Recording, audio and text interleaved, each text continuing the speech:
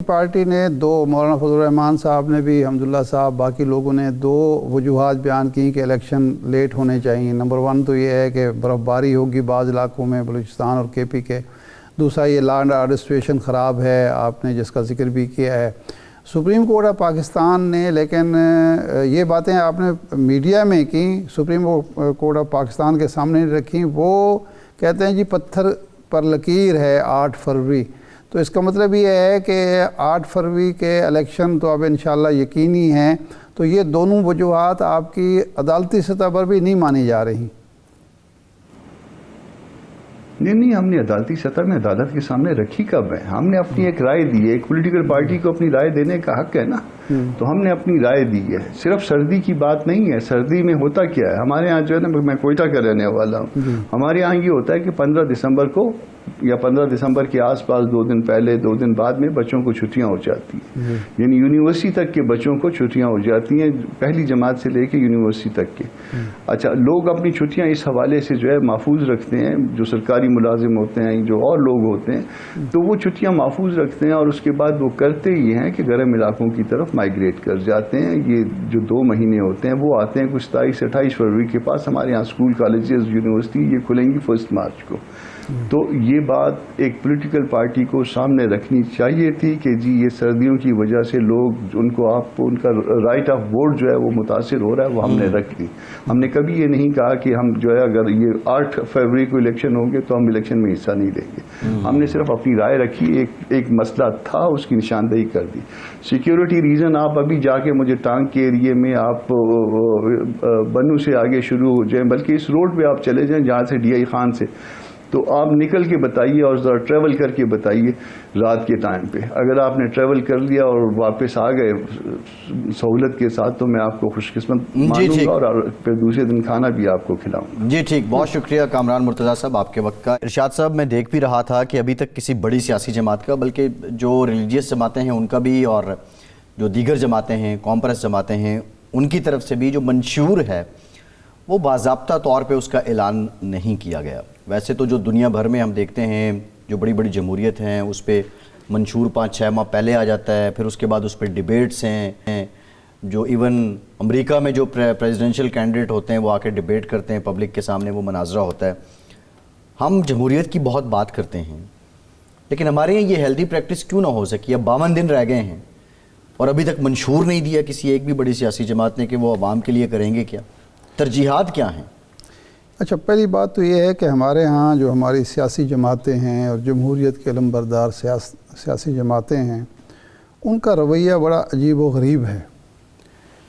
ان کے لیڈرشپ کے پاس آپ دیکھیں تو گاڑی جو ہوگی وہ 2023 ماڈل کی ہوگی۔ اب یہ دسمبر آ گیا ہے، ابھی سے نئی گاڑیوں کی بکنگ شروع ہو جائے گی کہ اگلا ماڈل گھڑی ماڈرن، موسٹ ماڈرن گھڑی ہوگی۔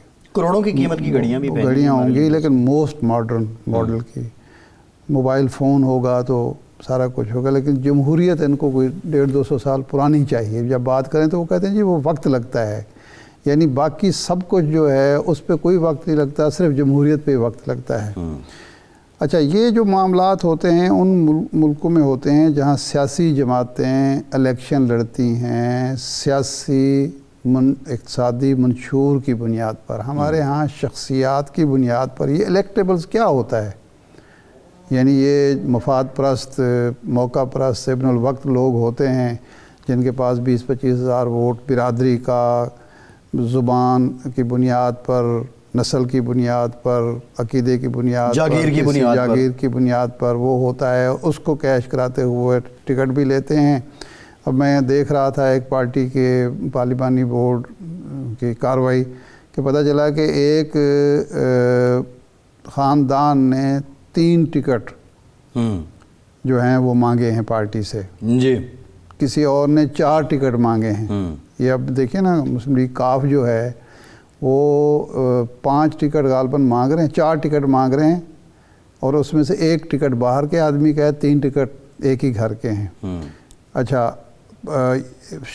خاندان، شخصیت اور اس کا نعرہ۔ جی، اب 1970 میں ایک نعرہ لگا، روٹی کپڑا اور مکان، وہ آج تک نعرہ ہی لگ رہا ہے۔ تو منشور ایک تو پہلے اس کا ایک جواز وہ دیتے ہیں کہ اگر آمرانہ ادوار نہ آتے تو ہم کچھ کر جاتے. 5 سال میں کیا کر لیا تھا. مطلب وہ بھی ایک بہرحال کہنا نہیں چاہیے. لیکن جو میں اصل بات کرنے لگا ہوں وہ یہ ہے کہ جس ملک میں election supreme court of Pakistan کی طرف سے تاریخ دی جائے, صدر اور الیکشن کمیشن کے اتفاق رائے سے اناؤنس کرے, اور اس کے بعد بھی ہمارے ہاں ڈسکشن یہ ہو رہی ہو کہ ہوں گے 8 فروری کو نہیں ہوں گے, اور سیاسی جماعتیں یہ ڈسکس کر رہی ہوں میڈیا, تو وہاں پھر منشور کی تو بات ہی بعد میں رہ جاتی ہے نا. کہ آئین میں چیز لکھی ہوئی ہے, اس کے باوجود شکوک و شبہات پھیلائے جاتے ہیں. تو ایک تو یہ وجہ ہے. 2 وجوہات بیان ہوگی کہ ہمیشہ مشکوک رہتا ہے الیکشن کا انعقاد, اور دوسرا پارٹیز جو ہیں وہ الیکشن نہیں لڑتی ہیں اپنی منشور کی بنیاد پر, اور منشور سے عوام کو اٹیک کم ہی کرتی ہیں. اور تیسری بات یہ ہوتی ہے کہ وہاں تھنک ٹینک ہر پارٹی کا ہوتا ہے, وہ ہر وقت ڈاکومنٹ تیار رکھتا ہے. جی. جس وقت الیکشن کا, یعنی ضروری تو نہیں کہ الیکشن 5 سال کے بعد ہی ہوں, مڈ ٹرم الیکشن بھی ہوتے ہیں, تو یہ نہیں ہوتا کہ مڈ ٹرم الیکشن ہو جائے تو کہے گی اب تو ہم منشور ہے ہی نہیں ہمارے پاس, ہمیں تو وقت ہی نہیں ملا. وہ تھنک ٹینک ہوتے ہیں, سوچ بچار کرنے والے بیٹھے ہوتے ہیں, شیڈو کیبنٹ ہوتی ہے, سارا کچھ ہوتا ہے. ہمارے یہاں پرابلم یہ ہے کہ جمہوریت ایک ایسی چیز ہے, ہتھیار ہے, جس کو ہم زبانی کلامی تو ہر وقت اس کا رٹا لگاتے ہیں, اس کو دہراتے ہیں, جمہوریت جمہوریت ورد کرتے ہیں, لیکن اس کے جو تقاضے ہیں پورے کرنے کے لیے کوئی بھی سنجیدہ نہیں ہے. سنجیدگی سے کوئی کوشش ہوتی نہیں ہے. انہی سیاسی جماعتوں سے جو جمہوریت کی بہت بڑی علمبردار ہیں, ان سے کہیں بلدیاتی الیکشن کرائیں تو وہ جو کہتے ہیں نا, کوئی بھی جماعت اس بات پہ تیار ہی نہیں ہوتی. یعنی آپ کوشش ہوتی ہے ہر سیاسی جماعت کی کہ اقتدار میں آ جائے تو بلدیاتی انتخابات نہ کرانے پڑیں. کیوں کہ عام آدمی جو ہے, عام سیاسی ورکر کو وہاں کچھ نہ کچھ موقع مل رہا ہوتا ایک سوال اور یہ جو وڈیرے ہیں, یہ جو جاگیردار ہیں, یہ جو خان ہیں, یہ جو ملک ہیں, یہ سردار ہیں, سرمایہ دار ہیں, یہ منشیات فروش سمگلر ہیں, ان کی اتنی گرفت مضبوط ہوتی ہے حکومت پہ کہ یہ نہ اختیار کو نیچے لے جانے کی اجازت دیتے ہیں, نہ عام ورکر کو لیکن ارشاد حصہ صاحب دینے کی یہی اجازت میرا دیتے ایک سوال ہے. میرا سوال یہ ہے کہ یہی وڈیرے, یہی جاگیردار جب ڈکٹیٹر آتا ہے وہ اناؤنس کرتا ہے کہ ہم بلدیاتی انتخابات کروائیں گے, بی ڈی ممبر بنائیں گے, ناظم بنائیں گے, اور یہ لوگ اس کو بالکل منون تسلیم بھی کرتے ہیں, اور آمرانہ ادوار میں بلدیاتی ادارے مضبوط کیوں ہوئے, اس کی ریزن کیا ہے؟ ہم مشرف صاحب میں نے تو دیکھا اس دور کی مثال دی جاتی ہے. نہیں, جنرل پرویز مشرف ہے, اس سے پہلے جنرل ضیاء الحق کے دور میں ہوئے, اس سے پہلے ایوب خان کے دور میں ہوئے. 2 چیزیں ہوتی ہیں. ایک تو ہر عامر کا ایک ذاتی فائدہ ہوتا ہے کہ بلدیاتی اداروں کے ذریعے اپنا وہ ایک حلقہ انتخاب سیاسی پیدا کرتا ہے. ایک تو وجہ یہ ہوتی ہے. وہ سیاسی جماعتوں کو نیچا دکھانے کے لیے اور سیاسی جماعتوں کو ایک سائڈ پہ کرنے کے لیے بھی اس کو ہتھیار کے طور پر استعمال کرتا ہے.